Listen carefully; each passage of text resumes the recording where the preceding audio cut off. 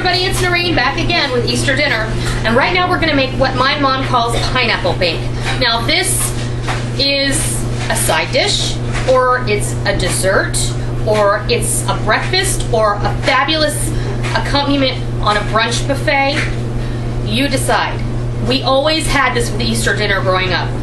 And I hadn't had it for years. Typically, my mom always made it for Easter dinner. But you know how things go. We end up doing different things, and then we don't cook, and things go by the wayside. Last year, I did Easter dinner for the entire family, and Rick's nephew had just come back from Afghanistan and the Marine Corps, and his parents were here, Rick's brother and his wife, and my mom says, what can I make? I said, you can make pineapple bake, because it's Easter. And this is what goes into this dish. You need 4 cups of cubed bread. Your choice. You can either cut the crusts off or you can leave them on. I personally have an issue with cutting crusts off of bread because I think it's a horrible waste. This is 1 stick of melted butter, 1 can of crushed pineapple, which you have drained well. Now I put it in a sieve and I kind of bounce it up and down in there, and then I take my wooden spoon and I press it against the side. Get as much liquid out of it as you can. 4 eggs, a half a cup of sugar, and mini marshmallows. And this, my mother did not give me a measurement for the mini marshmallows. So this is left up to your discretion, but I would say between a cup and a cup and a half. So let's get started doing this, and this is all going to go into an 8-inch glass square baking dish. The other thing is, this recipe does make this size casserole. If you want it larger, please double it. My mom always doubled it and sometimes tripled it because everyone in the family loves this, and it is fabulous leftover. Okay, we're going to cut our bread. And I will be able to tell you, let's see. I'm going to see. This is 6 slices of better bread that I did buy at the grocery store. And I'm going to see what makes 4 cups.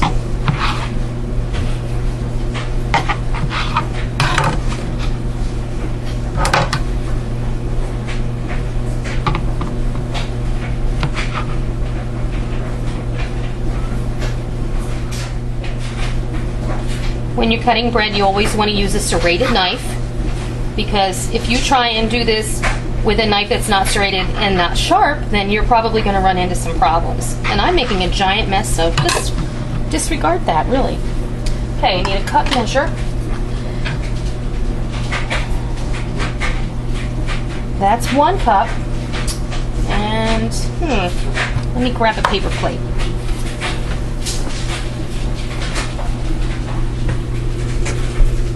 It's a generous cup, I know. That's 1 cup. 2 cups.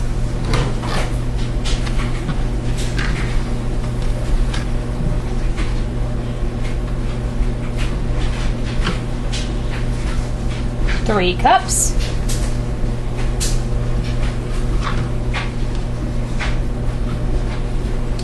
And 4 cups. So 6 slices, probably just about right. I am going to throw all of this in there. So let's clean off this spot. And yes, it is a giant mess. All right. Set this off to the side. And into our bowl. Because I melted the butter in the microwave and I want to bring its temperature down a little before I put the eggs in there, I'm going to go ahead and add my pineapple right in there so it cools off the butter just a little. It's not going to solidify. It's not going to be a problem.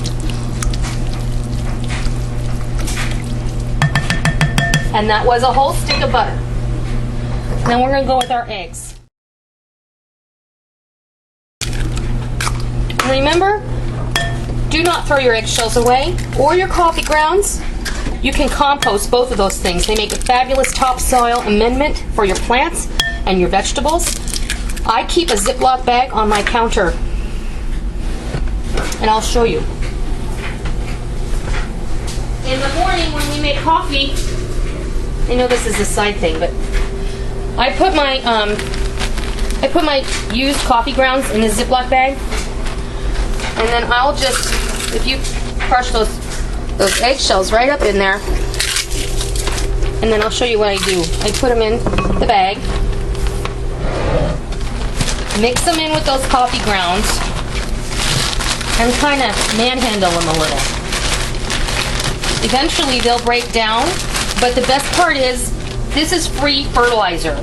Acid-loving plants love coffee grounds. All plants love coffee grounds, but acid-loving plants especially, like hydrangeas, azaleas, strawberries, blueberries. There are several that I'm not thinking of all of them off of the top of my head.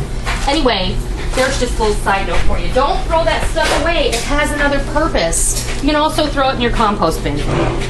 So I'm going to grab a fork and we're going to scramble these eggs up. Poke the yolk. Help them break up easier. And essentially what you're making here is a custard with no milk. The pineapple really is kind of taking the place of the milk.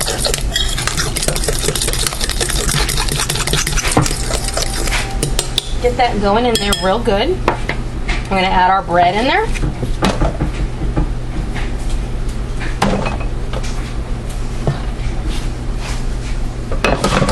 Toss this in there. So really, this is like, it's eggy and it's like French toasty.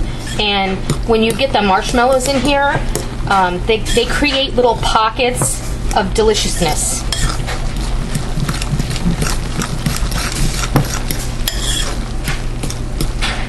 And you see that bread has soaked up all that egg mixture.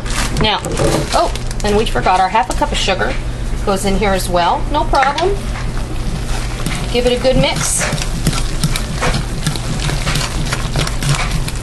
This doesn't have to be perfect. That's the beauty of this. And again, this isn't something you eat every day. Not something you eat every day. Something we only in my family got on Easter Sunday. All right. And yes, I do realize that this meal is going to be on the sweet side. So you probably really don't need dessert. Did I really say that? Surely you jest. Surely. Don't call me Shirley. Okay. That's a cup of marshmallows. And I think for the inside, we're going to leave it at a cup of marshmallows. Because I think that's just about perfect. All right. Now, we'll come over here. We have our prepared pan. Remember, we sprayed that with non-stick coating. And we'll put this right in there. We're going to put this in the oven at 350 degrees next to our ham, which is ready to be uncovered.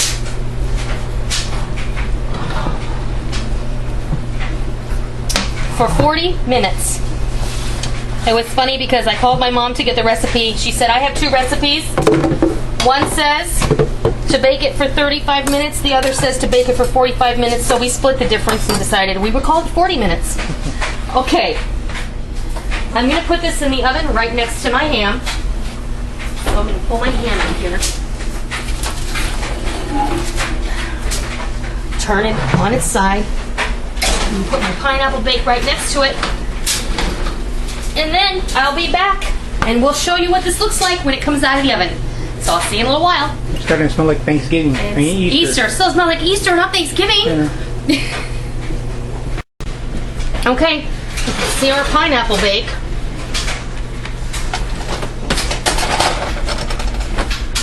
That looks delicious.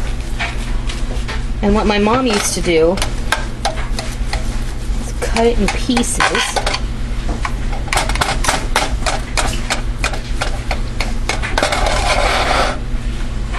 Like this.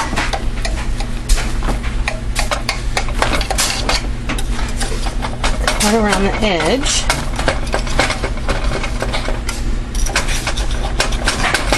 And you can also choose to put about a cup of marshmallows on top, and then they'll just melt right on the top before you serve it, and they'll be really, really delicious. Let me show you what this looks like.